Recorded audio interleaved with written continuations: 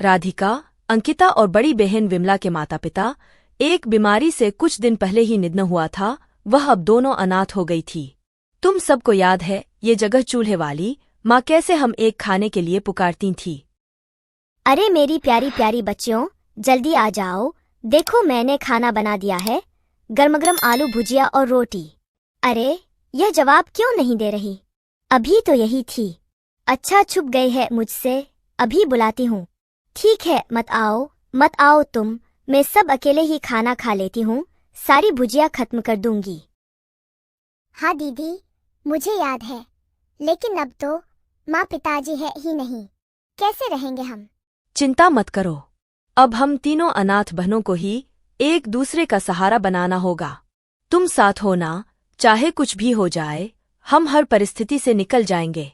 हाँ दीदी। दीदी ठंड लग रही है बहुत, और भूख भी लग रही है। देखती हूँ, घर में शायद कुछ रखा हुआ होगा। अंकिता खाने के बर्तन देखती है तो सारे खाली होते हैं। दाल, चावल, आटा कुछ नहीं था। खाने के लिए तो हमारे पास कुछ भी नहीं है। सारे बर्तन डिब्बे खाली है। ओहो, अब क्या होगा? उस रात वो तीनों भूखी सो जाती है। अगले दिन उन्हें बहुत भूख लगती है। मुझे जमीन पर तो बहुत ठंड लगी, दीदी आपको तो नहीं लगी क्या? लगी थी अंकिता, पर हम क्या कर सकते हैं, हमें ऐसे ही रहना पड़ेगा। हम सब आज खाना कैसे खाएंगे? मुझे ना कुछ खाने पीने का इंतजाम करना होगा। सिग्नल पर जा रही हूँ, शायद भीख मांगकर कुछ मिल जाए। दीदी, मैं भी आपके साथ चलूंगी, तुम दोनों यहीं रहो। विमला दोनों बहनों को छोड़कर सिग्नल पर चली जाती है, जहां अपने फ्राक से गाड़ी साफ करके पैसे मांगते हैं। ऐसे ही विमला सिग्नल पर कुछ पैसे और फल इकट्ठा कर लेती है, जिससे खाने का जुगाड़ हो जाता है। फिर तीनों बहनें थोड़ा थोड़ा खाना खा लेती है। दीदी, सोते समय बहुत ठंड लगती है, हमारे पास ना गर्म कपड़े हैं ना कंबल है, हमें कंबल भी खरीद लेना चाहिए। हम रोज मेहनत करेंगे, जिससे एक कंबल लाएंगे। 4-5 दिन यूं ही गुजरते हैं।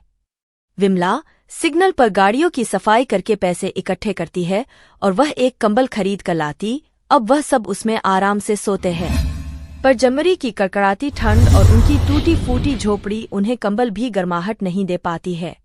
आखिर तीनों बेटियां किस तरह संघर्ष करने वाली थी, जानने के लिए बने रहिए।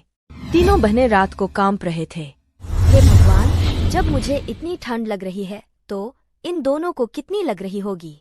इस कंबल से भी कुछ नहीं हो रहा है। दीदी देखी ना, बाहर की ठंडी हवा इन टूटी फूटी झोपड़ी से अंदर आ रही है, तो हमें पहले अपने घर को ठीक करना होगा। तुम ठीक कह रही है, पर हम इसको ठीक कैसे करेंगे, और अभी तो मुश्किल है। दीदी, बोरी याद है, माँ ने कुछ बोरियों को इकट्ठा रखा है, उन्हीं बोरी से इस घर को ढक देंगे। वो बहुत मोटी होती है ना, गर्माहट भी देगी।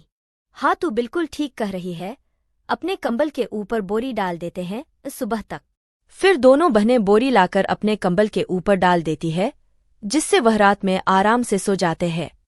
फिर अगले दिन तीनों बहनें मिलकर गोबर और मिट्टी को इकट्ठा करके लेप बनाकर पूरे घर पर लगा देती है और फिर अपनी माँ के रखी हुई बोरियों को उन पर चिपका देती है, जिससे वो घर एक बोरी का घर बन जाता है। उसके अंदर जाकर तीनों बहनों को बहुत अच्छा लगता है। अरे वाह दीदी, ये बहुत अच्छा घर लग रहा है, हमारा बाहर से भी और अंदर से भी अब तो ठंड नहीं आएगी।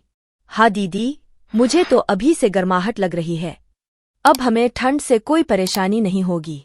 तीनों अनाथ बहनों ने खुद को संभाल लिया था। वो कहते हैं ना, जब मुट्ठी खुली हो तो काम आसानी से नहीं बनता, लेकिन मुट्ठी के बंद होते ही इतनी शक्ति पैदा होती है कि इंसान हर मुश्किल से लड़ जाता है। कुछ ऐसा ही पांचों बहनों के साथ था। दोस्तों, वीडियो अच्छी लगी तो लाइक कमेंट जरूर करना, साथ में नए हो तो सब्सक्राइब जरूर करें।